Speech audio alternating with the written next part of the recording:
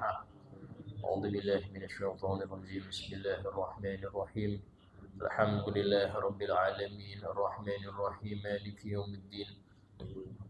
إياك نعبد وإياك نستعين اهدنا الصراط المستقيم صراط الذين أنعمت عليهم غير المغضوب عليهم ولا الضالين آمين. السلام عليكم ورحمة الله وبركاته. بسم الله الرحمن الرحيم. الحمد لله رب العالمين وبه نستعين على أمور الدنيا والدين. أشهد أن لا إله إلا الله وحده لا شريك له وأشهد أن سيدنا محمدا عبده ورسوله لا نبي بعده. اللهم صل وسلم وبارك وكرم وعظم ومجد على حبيبنا وشفينا وقرة أعيننا محمد وعلى آله وصحبه أجمعين. سبحانك لا علم لنا إلا ما علمتنا إنك أنت العليم الحكيم. رب اشرح لي صدري ويسر لي أمري واحلل عقدة من لساني يفقه قولي بجاه النبي وآله. قال الله تعالى وقل رب زدني علما. وقال رسول الله صلى الله عليه وسلم طلب العلم فريضة على كل مسلم. Alhamdulillah, segala puji bagi Allah Subhanahu wa taala yang telah menjadikan kebaikan dunia seseorang tergantung dengan kebaikan akhiratnya.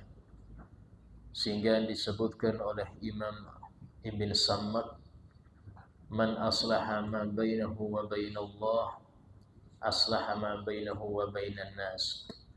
Barang siapa yang memperbaiki hubungan dia dengan Allah, diperbaiki sholatnya, diperbaiki ibadahnya, diperbaiki di dalam segala yang diwajibkan oleh Allah, meninggalkan apapun yang dilarang oleh Allah, aslahallah ma bainahu wa bainan nas.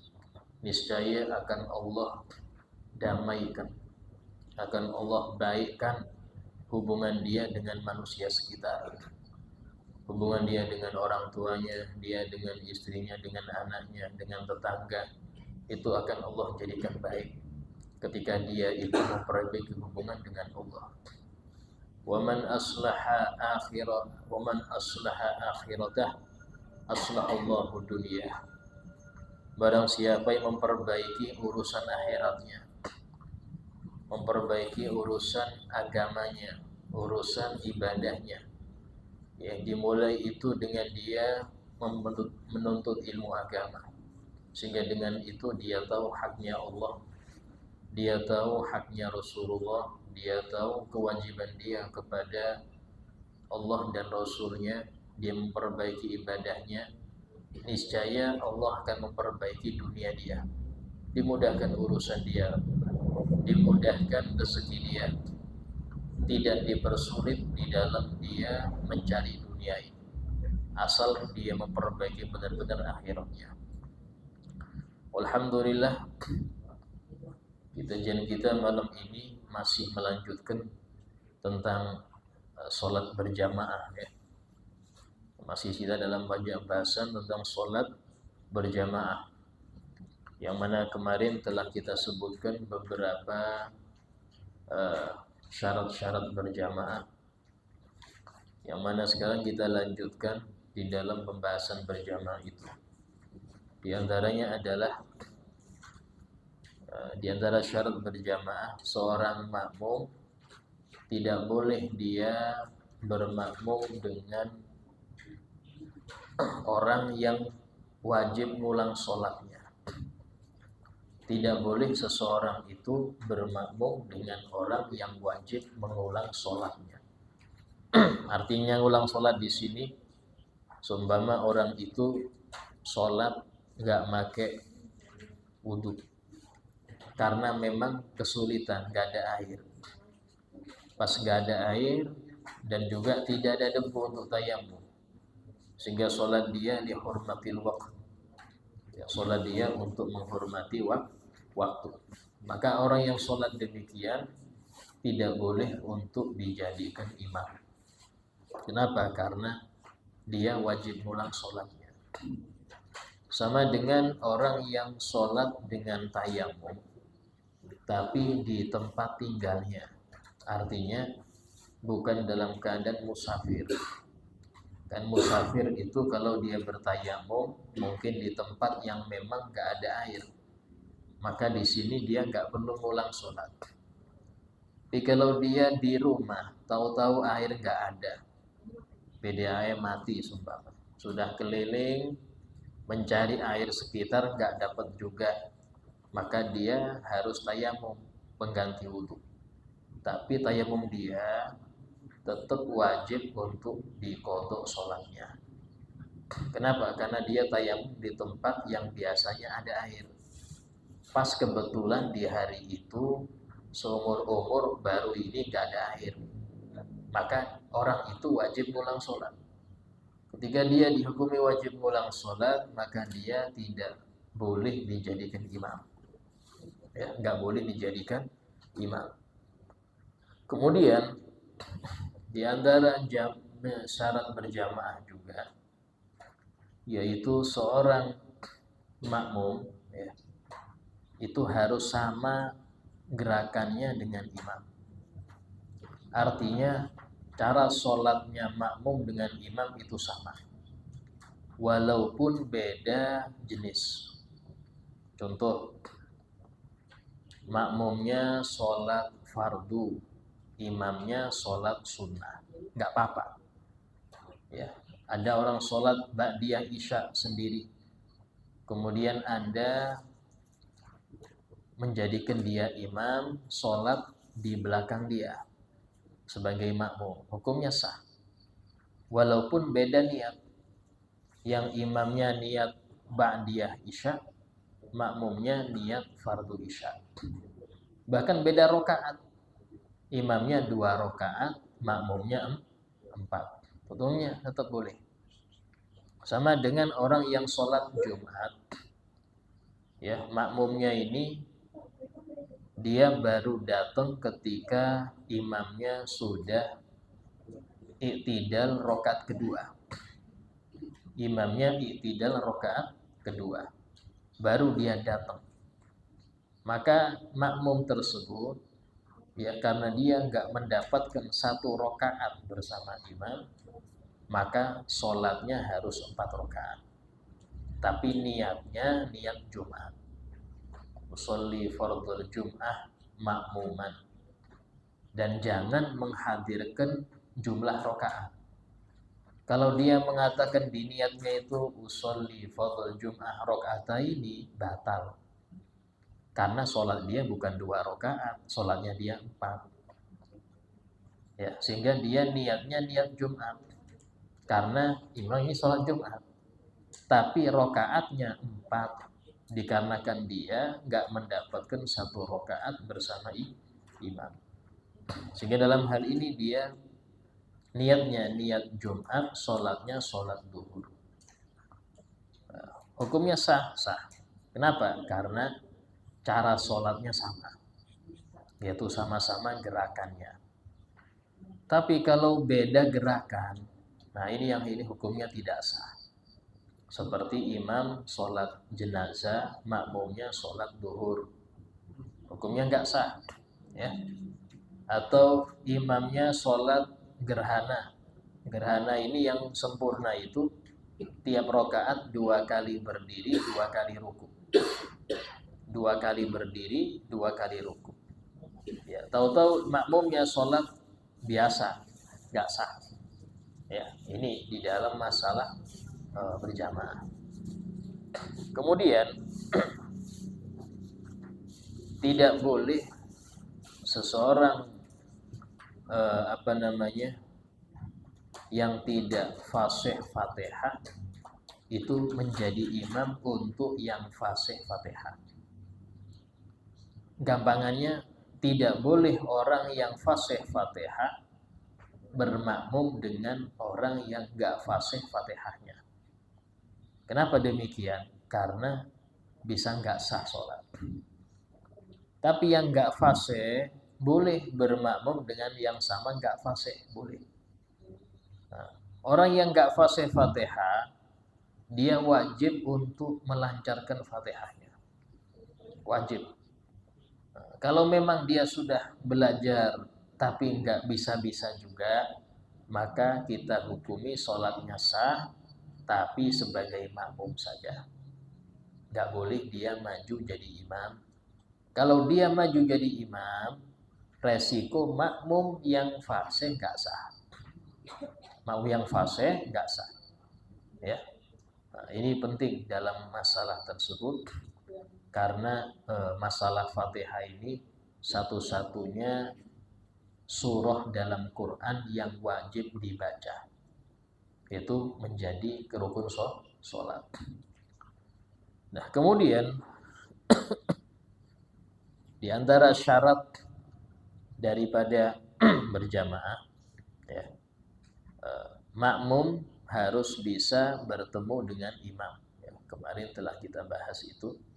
Artinya kalau makmum tadi disekap, tidak bisa untuk nyampe kepada imam, maka tidak sah sholat. Kemarin saya contohkan, seumpama belakang ini nutup semua, maka makmum perempuan itu tidak sah sholatnya, walaupun satu ruangan. Karena sekat itu menunjukkan beda ruang. Sekat itu menunjukkan beda ruang. Nah, kalau dibuka seperti ini sah, tidak apa-apa. Ya. Nah, kemudian di antara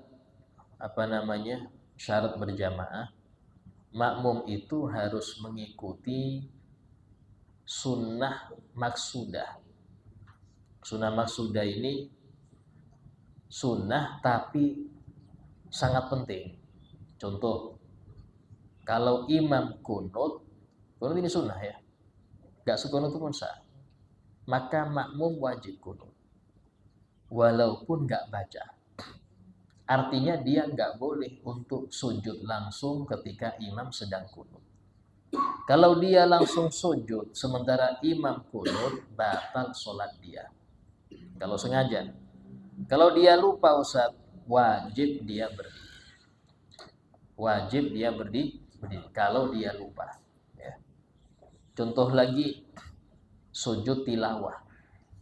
Sujud tilawah ini sunnah. Itu apa sujud tilawah itu Ustaz? Sujud satu kali ketika membaca ayat sajadah. Contoh dalam surah Al-Alaq, wasjud waqtarib. Nah, kemudian imam sujud, maka makmum wajib sujud. Ya, kalau imam sujud, makmum wajib untuk sujud. Kalau imam nggak sujud, makmum nggak boleh sujud. Kalau imam nggak sujud, makmum nggak boleh sujud. Termasuk dalam ini sujud sahwi. Sujud sahwi ini sunnah. Ya, tapi kalau imam sujud sahwi, makmum harus sujud sahwi. Walaupun dia nggak tahu salahnya imam apa, saya nggak tahu. Nggak perlu tahu Anda. Yang penting ikut. Karena Anda menjadi makmumnya, Anda harus ikut. Kadang-kadang ada makmum itu yang nggak mau ikut. Alasannya karena dia nggak tahu imam apa salahnya. Yang seperti ini batal. Ya, makmumnya batal. Terus kemudian yang selanjutnya, makmum tidak boleh ngikutin imam pada keadaan yang salah. Makmum nggak boleh ngikutin imam pada keadaan yang salah. Contoh, imamnya ini berdiri rokat kelima. Imamnya nggak tahu kalau ini kelima, dia mengira ini keempat. Contoh, imamnya bingung. Ini saya sudah ketiga apa keempat ya. Di sini Nabi mengatakan barang siapa yang ragu dia ini rokat ketiga apa keempat, maka harus milih yang yakin. Apa? 3. Harus milih 3. Sehingga dia berdiri. Makmum di sini ada 2. Ada kalanya dia ikut, ada kalanya nggak ikut. Yang nggak ikut, kalau dia ngerti imamnya ini rakaat kelima, nggak boleh dia ikut. Dia wajib nunggu imam di tahiyat akhir. Atau dia niat pisah dari imam, tahiyat sendiri, salam sendiri. Kalau yang ikut imam ada dua golongan, ada dua jenis. Ngikutnya ini ada kalanya sama-sama nggak tahu juga, ya sama-sama nggak khusyuk kayak imam juga.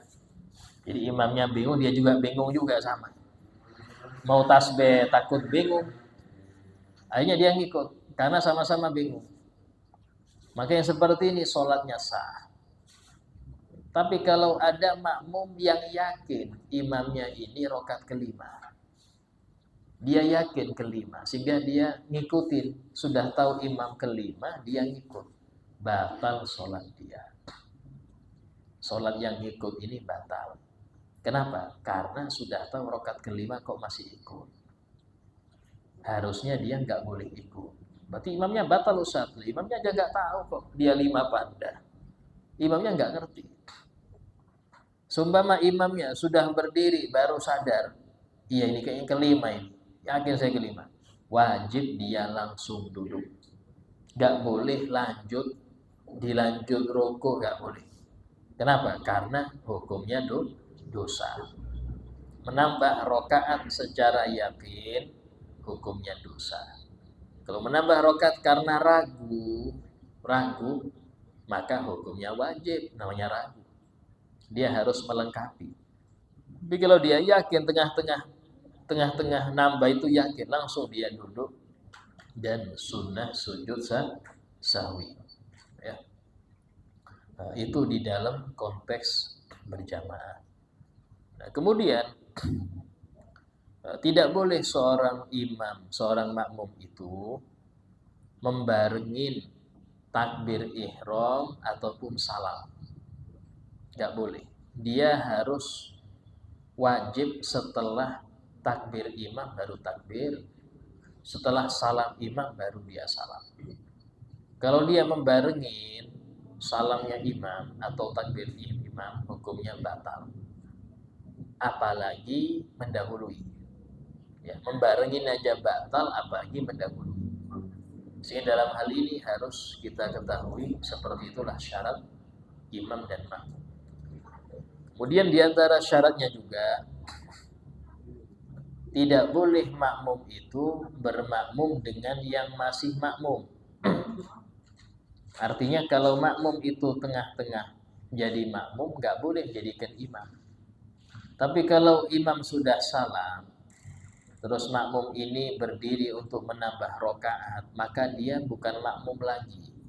Silahkan jadikan dia imam, nggak apa-apa. Ustadz, apakah harus memberitahu imam ini kalau dia ada makmum di belakangnya? Tidak harus. Ya, tidak harus. Bahkan kalau seumpama dia sudah mendapat pahala 27 karena dia sebelumnya bermakmum, maka nggak perlu lagi kita kasih tahu. Cukup kita sholat di belakangnya tanpa dia harus tahu Anda di belakang dia. Ya. Dan boleh bagi makmum yang masbuk tadi untuk berniat imaman, boleh dan disunahkan. Ya, walaupun dia sudah dapat 27 tanpa niat, karena dia sebelumnya sudah berjamaah. Ya. Nah, kemudian itu diantara hal-hal yang sangat diperlukan di dalam berjamaah. Nah, kemudian kita masuk kepada sunnah-sunnah di dalam berjamaah. Ya. Pertama, masalah imam. Dianjurkan imam itu, ya, paling afdolnya imam ini yang paling ngerti fikih sholat. Yang paling ngerti fikih sholat itu yang paling utama, walaupun hafalnya cuma Fatihah. Walaupun suaranya nggak merdu, cuman pas, tajwidnya pas, tapi dia ngerti fikih sholat. Artinya apa? Dia ngerti rukunnya, sunnahnya, adabnya, yang membatalkan apa aja ngerti. Maka ini lebih pantas menjadi imam. Walaupun nggak hafal kecuali Fatihah. Ya. Kalau sumpama rata-rata ini satu santri semua ini ahli fikih semua sudah, urusan sholat sudah matang semua. Maka siapa yang lebih utama kalau sudah ngerti fikih semua ini? Cari yang hafalannya lebih banyak. Oh ini juz amma, oh ini juz amma dan 29, itu yang dimajukan. Ya. Nah, kalau sama-sama ngerti fikih, maka dahulukan yang dia paling banyak hafalan. Ya. Ini sama-sama hafalannya 30 juz semua. Masya Allah ya. Sudah ngerti fikih semua, hafalannya 30 juz semua. Cuman jarang kayak gini modelnya. Ya, sebagian kita rata-rata anak itu suruh ngafal Quran aja. Tapi nggak pernah peduli dia ngerti fikih apa enggak. Ini kesalahan. Saya bilang ini kesalahan. Kenapa? Karena fikih itu fardu ain. Setiap muslim wajib. Dan itu tanda orang ini baik. Kalau orang itu ngerti fikih, tanda orang ini baik. Kalau tidak ngerti fikih, tanda orang ini nggak baik. Dan ini sabda Nabi SAW. Beliau bersabda, "Man yuridillahu bihi khaira yufaqihu fiddin." Barang siapa yang Allah ingin kebaikan untuk orang tersebut, yufaqihu fiddin, niscaya Allah akan memahamkan dia urusan agamanya. Artinya dia dibuat paham urusan fikih. Baru itu tanda Allah ingin dia jadi baik. Artinya ini orang baik. Sehingga Imam Syafi'i beliau mengatakan, man la yuridul ilma fala khairullah. Barang siapa yang gak senang ilmu agama, maka gak ada kebaikannya. Walaupun ahli ibadah. Ahli ibadah. Pengennya dzikir aja. Tapi gak senang majelis. Gak kebaikan. Kenapa? Karena dia sombong. Dia merasa sudah cukup. Dia merasa sudah cukup. Padahal ya, Nabi SAW sendiri itu disuruh oleh Allah. Disuruh. Kul. Katakan Muhammad. Rabbi zidni ilma. Ya Allah tambahkanlah aku ilmu. Nabi disuruh Allah untuk minta tambahan ilmu. Nabi yang ilmunya itu sudah sangat banyak. Terus kita yang dikit ini merasa cukup. Ini apa enggak kebangetan bahlunya? Ya seperti ini hati-hati. Orang yang merasa cukup dengan ilmunya berarti ini bodohnya kelihatan. Karena itulah orang yang dia nggak mau hadir majelis ilmu tak ada dua. Kalau nggak sombong berarti dia nggak paham betul tentang fadilah ilmu. Ya. Iblis itu berilmu tapi ada sombongnya, maka nggak bisa dia masuk surga. Berilmu ini. Ya, sehingga di antara sifat orang berilmu itu tidak pernah puas dengan ilmu. Imam Abu Hanifah ketika beliau ditanya, wahai imam, seumpama sudah dekat waktu Anda wafat, amalan apa yang pengen Anda lakukan di waktu detik-detik mau wafat itu? Kata beliau apa? Membahas ilmu. Membahas ilmu. Kenapa? Karena orang yang meninggal dalam keadaan menuntut ilmu itu meninggal syahid. Meninggalnya syahid, gak perlu perang, gak perlu kita jihad, cukup dia meninggal dalam keadaan menuntut ilmu, maka meninggalnya syahid ya. Sehingga dalam hal ini tadi ya, kalau semua seseorang itu sudah ngerti fikih semua, siapa yang disuruh yang berhak jadi imam? Yang paling banyak hafalan. Ini sudah hafal semua 30 juz. Siapa yang paling berhak? Yang paling warok. Siapa warok itu? Orang yang berhati-hati dari yang syubhat. Apalagi yang haram. Yang remeng-remeng dia nggak mau. Oh ini nggak jelas, ini nggak mau saya. Itu yang nggak jelas nggak mau dia. Kenapa? Karena takut ke haram. Apalagi yang haram. Ini namanya warok. Ya. Orang warok disebutkan dalam suatu hadis malakun din al-warok. Inti agama ini, inti dari semua ajaran Islam itu adalah al-warok, kehati-hatian. Kehati-hatian di sini meninggalkan makruh karena khawatir masuk ke haram. Mengerjakan semua sunnah takut itu wajib. Mengerjakan semua sunnah takut itu wajib. Gak berani meninggalkan sunnah, khawatir itu diwajibkan. Itu mereka orang-orang yang warok betul-betul hati-hati. Ya. Nah, jadi cari yang warok siapa? Ya. Yang dalam ini terus kalau semua warok semua Ustaz, ahli warok semua, maka yang lebih awal Islamnya siapa?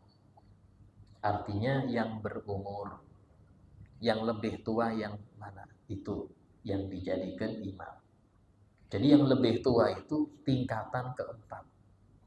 Ya, bukan seperti di beberapa daerah yang kurang ngerti. Kalau belum tua nggak boleh jadi imam. Ini nggak bisa. Dari mana aturan? Tua itu nomor sekian. Nah, tua nggak ngerti ya repot. Para salaf mengatakan kita mendahulukan orang tua itu dalam 3 perkara. Pertama, duduk di depan. Walaupun nggak ngerti taruh depan orang tua. Yang kedua, dalam Fatihah. Untuk Fatihah, serukan ke orang tua. Yang ketiga, urusan doa. Tapi kalau urusan ngajar, urusan ini, oh enggak bisa. Ini harus patokannya ilmu apa enggak. Itu aja. Sama kayak contoh kepada para habaib. Ya, itu urusan doa, bismillah. Urusan taruh depan, ayo. Nah, tapi urusan ceramah, pengajian, lihat dulu. Enggak semua dikasih mic. Enggak bisa. Ngerti apa enggak, berilmu apa enggak. Kalau berilmu, ayo. Enggak berilmu, ya maaf. Bukan kita nolak. Enggak. Cuman yang disampaikan ini agama. Kalau untuk doa, bismillah. Untuk Fatihah, bismillah. Ya, kita sodorkan ke mereka. Tapi untuk dikasih mic ngajar, berilmu ada enggak? Lu jangan. Kenapa? Bisa ngerusak yang lain kalau seumpama dia tidak paham. Itu aturan. Ya. Sehingga dalam hal ini Nabi SAW bersabda, "Idza wusidal amru ila ghairi ahli." Kalau suatu perkara itu diserahkan kepada yang bukan ahlinya, fantadiri saat, tunggu kiamatnya. Perkara ini apa? Perkara apapun. Apapun. Ya, nggak pantas jadi ustadz dijulukin ustadz. Nggak pantas jadi imam suruh jadi imam. Nggak pantas jadi ini jadi ini. Rusaknya ketunggu aja. Karena ini urusan kelayakan. Karena itulah kalau dalam urusan kerja aja, kalau bukan skillnya jangan dikasih. Urusan kerja ya, itu kan ada kan pekerjaan yang kasar, siapapun bisa. Ada yang perlu skill, perlu keahlian. Ini jangan kasihkan sembarang, bisa rusak pabriknya. Nah, ini urusan skill. Agama lebih lagi. Agama lebih lagi. Keurusan agama diberikan kepada yang nggak ngerti, bisa rusak masyarakat. Karena itulah contoh nih. Tidak semua ustadz itu menguasai semua bidang. Oh ini Ustadz, Masya Allah dia Ustadz. Berarti saya tanya ini bisa semua? Udah bisa. Dia Ustadz apa dulu? Dokter aja ada spesialis kok. Dokter saja itu ada spesialis. Ya, nggak bisa kita kena jantung ke dokter gigi. Bisa dicabut jantungnya. Bisa dibor. Kenapa? Karena dikira ini giginya mana yang sakit. Beda Pak. Sama. Orang yang dia ahli tajwid, ngajar ngaji. Jangan ditanya fikih. Kalau tanya fikih, jawab ngawur, Anda yang bermasalah. Orang ahli tauhid, ya, dia masalah tauhid ahli. Jangan tanya urusan tajwid, angkat tangan. Dan dia harus maaf, ini bukan bidang saya. Ya, guru sekumpul itu alim dalam segala bidang. Tapi beliau waktu ditanyai masalah fikih, beliau suruh ke Guru Bakri, almarhum Guru Bakri. Karena agar orang tahu bahwasanya tanya kepada ahlinya. Tanya kepada yang mateng. Jangan ke semua ke beliau. Padahal beliau juga ahli. Cuman beliau ngasih tahu ke masyarakat bahwasanya masing-masing guru itu ada bidangnya. Ya, nggak semua langsung semua direbut, tidak. Dan termasuk daripada pengamalan ilmu itu ketika ditanya dia nggak tahu, dia harus bilang saya nggak tahu. Itu berat Pak untuk orang ahli, tapi harus. Bahkan kata ulama mengatakan ucapan saya tidak tahu itu separuh ilmu. Bukan berarti wah ini berarti malu dong nggak tahu. Saya bukan Tuhan yang tahu seluruhnya. Kita ini yang sama Allah diberitahu dalam Al-Quran, wa ma utitu minal ilmi illa qalila. Kalian tidak diberi ilmu kecuali sedikit. Ini Allah berfirman, kalian wahai manusia tidak diberi ilmu kecuali sedikit. Terus sedikit itu mengatakan saya tahu semua, nah bisa. Harus diada, oh maaf saya ini nggak tahu masalah ini. Kalau nggak tahu harus bilang nggak tahu. Imam Malik itu pernah ditanyai 40 pertanyaan dari orang luar negeri datang ke Madinah. Dan beliau mengatakan, wahai Imam, ini saya membawa pertanyaan dari ulama-ulama tempat saya. Ini nggak ada yang bisa ini.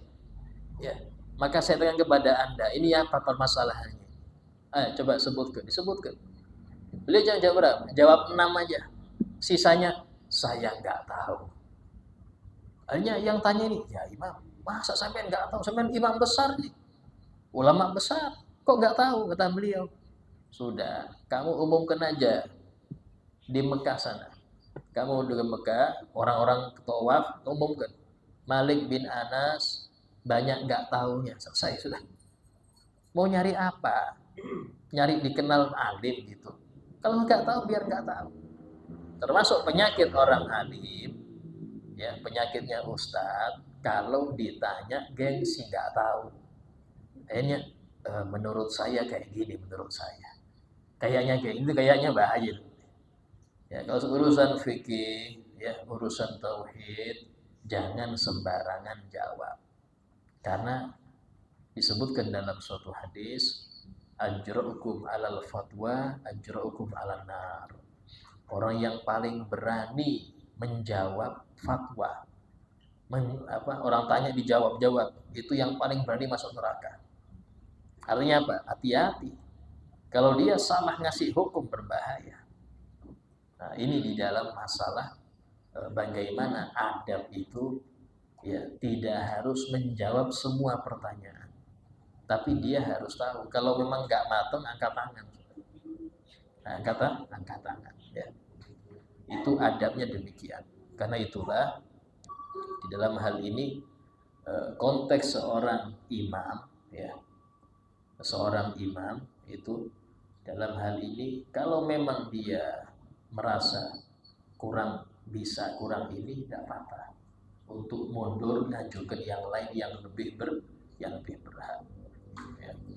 Nah kemudian di antara sunnahnya berjamaah ya, seorang imam itu tidak memperpanjang surat, tidak memperlama sholat ketika dia menjadi imam untuk masyarakat yang majmuk.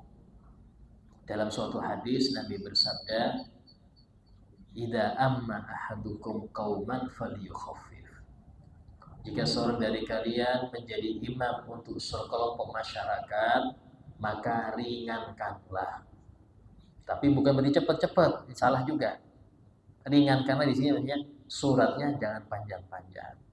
Fa inna fihi mudhaif, karena pada makmum itu ada yang lemah, wal marid ada yang sakit, wadal hajah ada yang punya hajat penting, nyempet-nyempetkan sholat berjamaah. Kalau Anda lama kan kasihan dia. Sehingga Nabi ngasih contoh, surat apa yang hendaknya dibaca? Kata Nabi, Cukup baca sabbihismal a'la, ya, atau baca asyamsi wa duhaha. Itu sudah pendek itu ya. Itu dianggap pendek itu.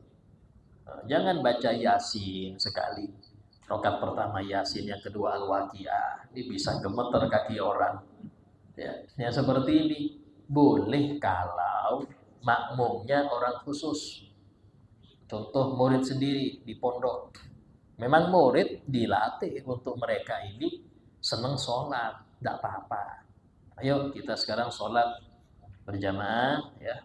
Rakaat pertama membaca Yasin, tidak apa-apa. Mau nggak mau, harus mau, kenapa? Murid sendiri dilatih. Kalau di masyarakat nggak bisa.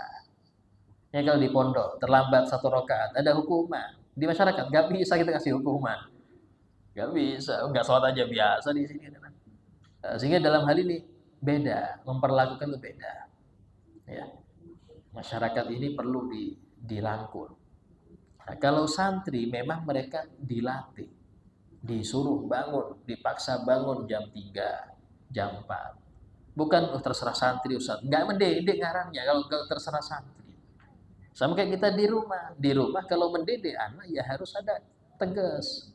Bukan terserah dia, nggak jadi pendidik seperti ini. Pendidik itu ada waktunya tegas, bukan keras, tegas. Ya, nah, yang nggak bisa nurut, nah, agak keras dikit.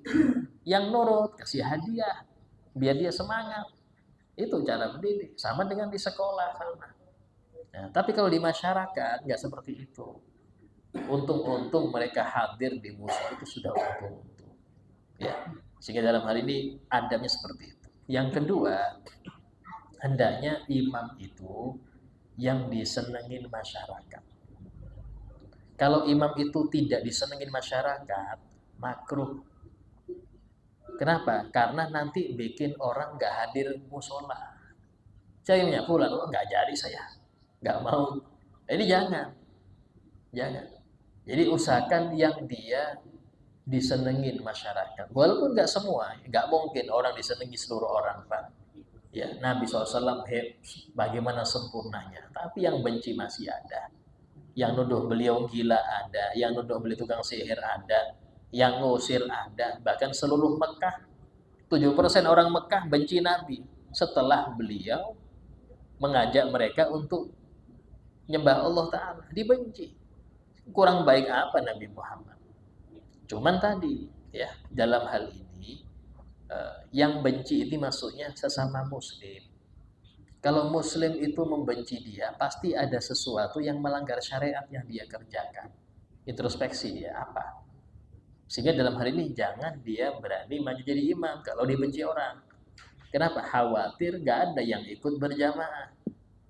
Carilah yang silahnya itu disenengin. Disenengin di sini dalam hal kebaikan. Ya. Terus kemudian dianjurkan di dalam masalah berjamaah itu afdolnya di masjid atau di musola, afdolnya. Sehingga disebutkan bahwasanya sholat berjamaah di masjid atau musola itu syiar Islam. Boleh bagi seseorang yang dia ini pengen anak istrinya itu juga merasakan berjamaah, sesekali dia adakan di rumah, sesekali, ya, walaupun dia seringnya di masjid, seringnya di musola, tapi lebih afdolnya dia kerjakan 2 kali. Pertama kali dengan orang-orang di masjid atau musola, pulang dia sholat lagi kedua, menjadi imam untuk anak istri, itu lebih utama, sehingga anak istri juga merasakan pahala 27, nggak sampai mereka sendirian terus sholat. Nah, karena termasuk pendidikan menghidupkan jamaah di rumah, ya. Nah, ada kurang berapa menit ya? Ada pertanyaan mungkin? Ya, Allah. Assalamualaikum.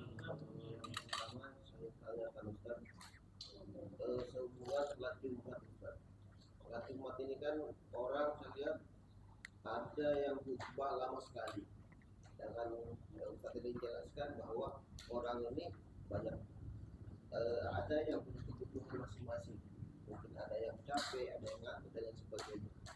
Nah itu apa hukumnya itu yang panjang-panjang itu banyak. Yang kedua, biasanya di masjid itu ada imam tetap. Ya. Ada yang hafal 30 juz, ada yang tidak. Apa hukumnya Ustaz? Pada saat imam yang naik itu hafalnya cuma mungkin 3 juz atau 4 juz, sedangkan di belakang ada imam cadangan itu yang katakannya hafal 30 juz. Yang ketiga, apa hukumnya orang berdagang di masjid yang seperti dilakukan di Rohut ini di Masjid Agung? Mungkin itu Ustaz. Terima kasih. Assalamualaikum. Jadi yang pertama, hukum memperpanjang khutbah dan memendekkan sholat. Artinya sholatnya gini, durasi sholat lebih pendek daripada durasi khutbah, itu makruh. Termasuk bid'ah yang mungkar.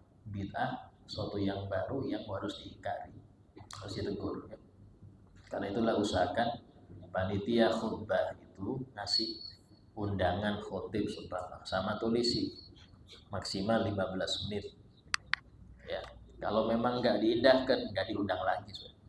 Kalau dia komplain, ya maaf, nggak sesuai dengan aturan, itu aja, nggak apa-apa. Sedikit khotib tapi bagus, mending daripada banyak khotib cuman macam-macam modelnya. Apalagi kadang titipan, tolong dong ini masukkan jadi khotib ini. Itu kalau nggak selektif repot, Pak. Jangan ada kata nggak nyaman, nggak enak Ustaz ini dari ketuanya nyodor ke lo, ya. Karena yang jelek nama panitia. Kalau asal masukkan yang jelek nama panitia, berarti dia nggak selektif miliknya. Ya. Terus yang kedua tentang apa tadi?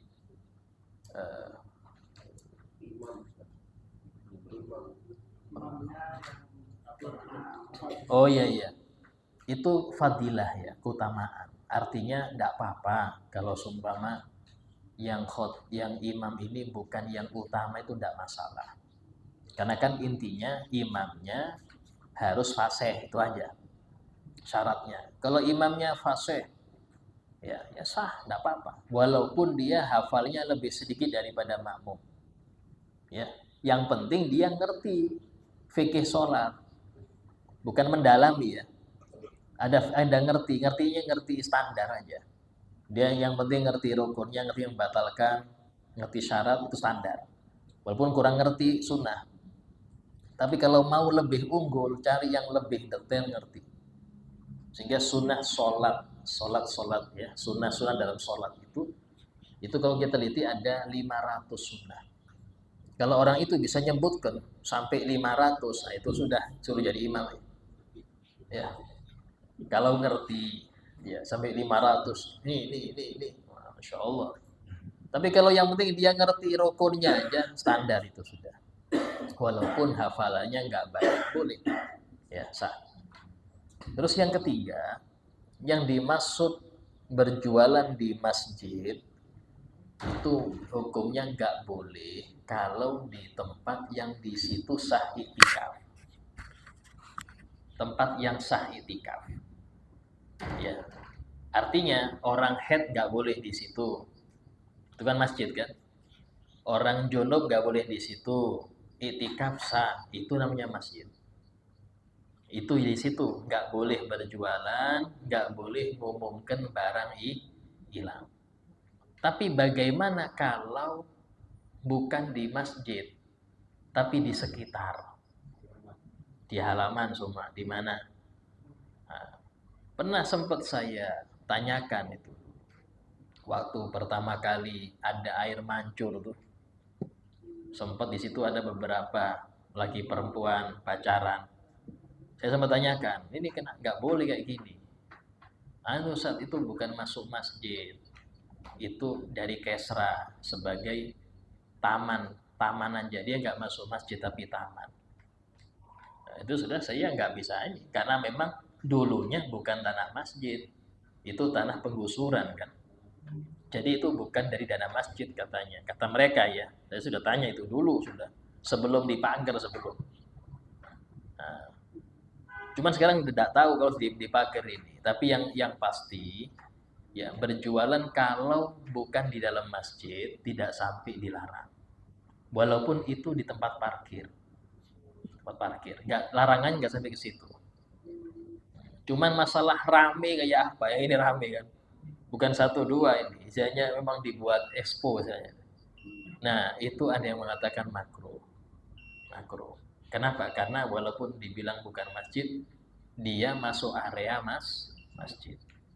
Nah, seperti itu ya. Itu hukumnya sama seperti.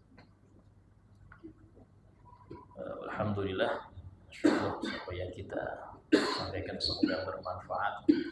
Semoga kita bertambah baik daripada ibadah kepada Allah, dimudahkan rezekinya yang halal, dipanjangkan umur kita dan sehat walafiat dan ketaatan, serta wafat husnul khatimah ala hadiniyah wa kulli niyatin salihah. Al-Fatihah.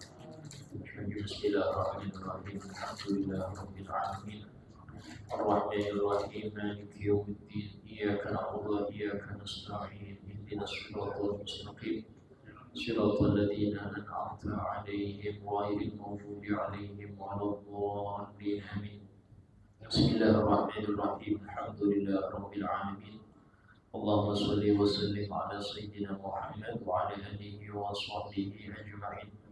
ربنا انفعنا بما علمتنا ربي علمنا الذي ينفعنا ربي فقهنا وفقه أهلنا وقراباتنا في ديننا ربي وفقنا وفقهم لما ترتضي قولا وفعلا كرما ورزق الكل حلالا دائما وأخلا أنبياء ما نهضى بالخير فكل شر ربنا واصلح لنا كل شؤون وقر برضا بك العيون وقضي عنا ربنا كل الديون قبل أن تأتينا نصر المنون ربنا آتنا في الدنيا حسنة وفي الآخرة حسنة وقنا عذاب النار وصلى الله على سيدنا محمد وعلى آله وصحبه وسلم والحمد لله رب العالمين. السلام عليكم ورحمة الله وبركاته.